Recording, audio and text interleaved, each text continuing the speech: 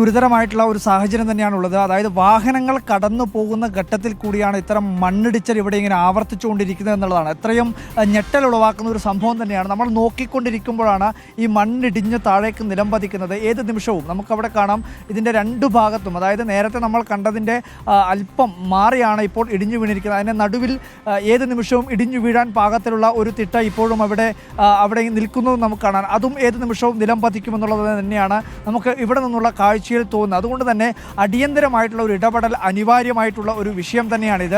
ഏത് നിമിഷവും ഈ ഒരു ഭാഗവും, ആ ചെറിയ പൊട്ടാതെ താഴേക്ക് വീഴാതെ കിടക്കുന്ന ആ ഭാഗവും നിലംപതിക്കുന്ന ഒരു സാഹചര്യം തന്നെയാണ് ഉള്ളത്. അതായത് ഈ മണ്ണിൻ്റെ ഒരു പ്രത്യേകതയാണ് ഇതിൽ എടുത്തു പറയേണ്ടത്. അതായത് ഒരു പശ പോലുള്ള ഒരു ഉറപ്പുമില്ലാത്ത ഒരു മണ്ണാണ്. അപ്പോൾ ഏത് നിമിഷവും ഒരു ശക്തമായിട്ടുള്ളൊരു മഴ പെയ്ത് കഴിഞ്ഞാൽ തന്നെ അതിങ്ങനെ ചെളിയായി താഴേക്ക് വന്ന് വീഴുകയും അങ്ങനെ ആ നിൽക്കുന്ന ഒരു ഭാഗത്ത് ഇളക്കം തട്ടുകയും അതങ്ങനെ തന്നെ ഇടിഞ്ഞ് താഴേക്ക് വീഴുന്നതാണ് കണ്ടത്. ഇവിടെ ഈ സംഭവങ്ങളൊക്കെ നേരിട്ട് കണ്ടിട്ടുള്ള ആ സംഭവങ്ങൾ, ഈ ഇടിഞ്ഞു വീഴുന്നപ്പോൾ കണ്ടു എന്താ തോന്നുന്നത്? ഭയങ്കര സ്ഥിതി തന്നെയാണ് ഇവിടുത്തെ നാട്ടുകാരുടെ സ്ഥിതി. ഈ റോഡിൻ്റെ ഇപ്പോൾ കുറ്റം പറയുന്ന അത്ര കാര്യമില്ലാന്ന് തോന്നുന്നു. ഇനി ഏതായാലും അധികൃതരിൽ വേണ്ട നടപടി സ്വീകരിക്കുന്ന പ്രതീക്ഷിക്കുന്നത്.